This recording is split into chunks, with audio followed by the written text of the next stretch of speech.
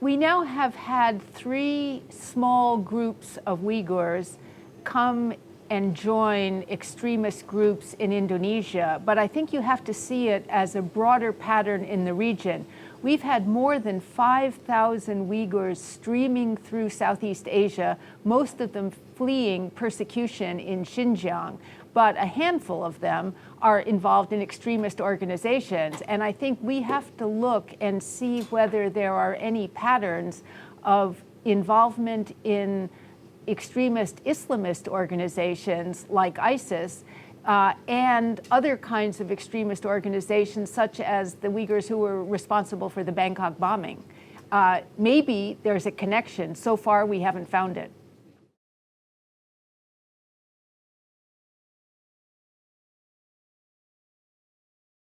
The government, particularly the foreign minister, has set out 4 main priorities, and they need to be tackled with, simultaneously.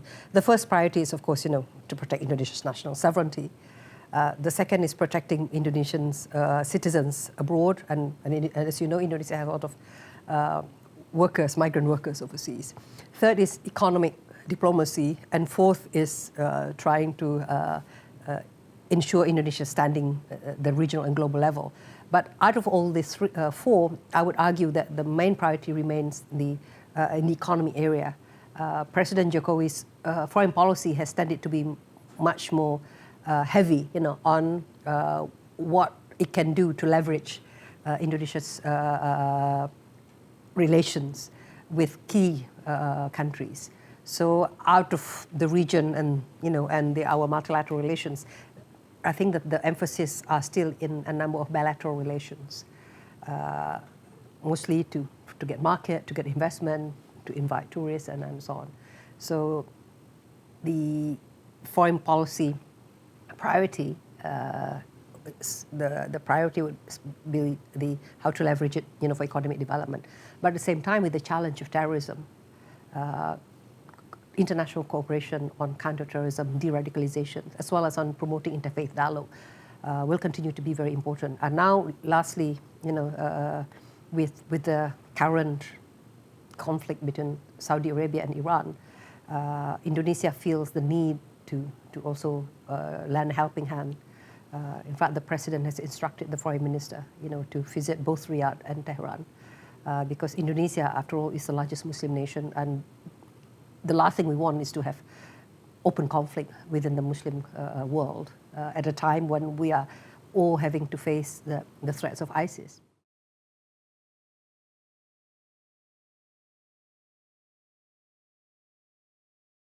Well, I think it's not the matter of being closer to China. And again, if you look at the top priority, of the today's, Indonesia, especially under Jokowi, we put emphasis on the development of infrastructure.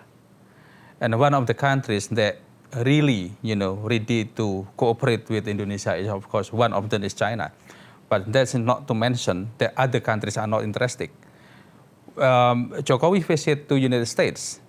I think the U.S. already pledged around $20 billion to develop, infrastructure in Indonesia. So, well, it's closer economically, but not politically, because we still have, a lot of problems facing the 2 countries. It's not only, between Indonesia and China, but also between China and ASEAN. My visit to China, I think it's around 2 or 3 months ago.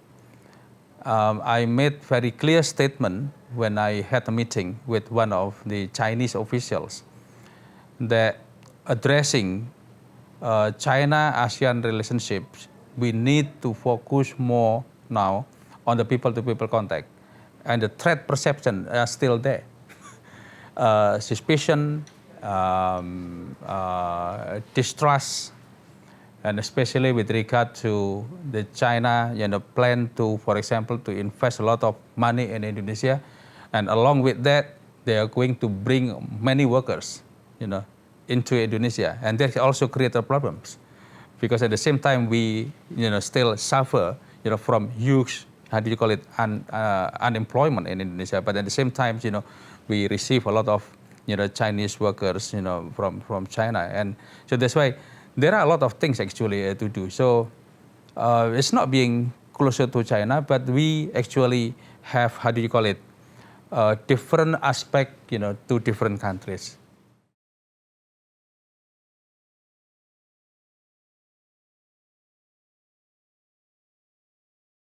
Well, in terms of Parliament, his position is actually strengthening because it's taken a year, but some of the smaller parties are now moving over to the government side, probably in exchange for some kind of ministerial positions or other kinds of favors. So within Parliament, he's actually doing better. With the public, I think there's a lot of skepticism about his performance, a lot of concerns about the economy. And he will need to reassure people that he's still in control.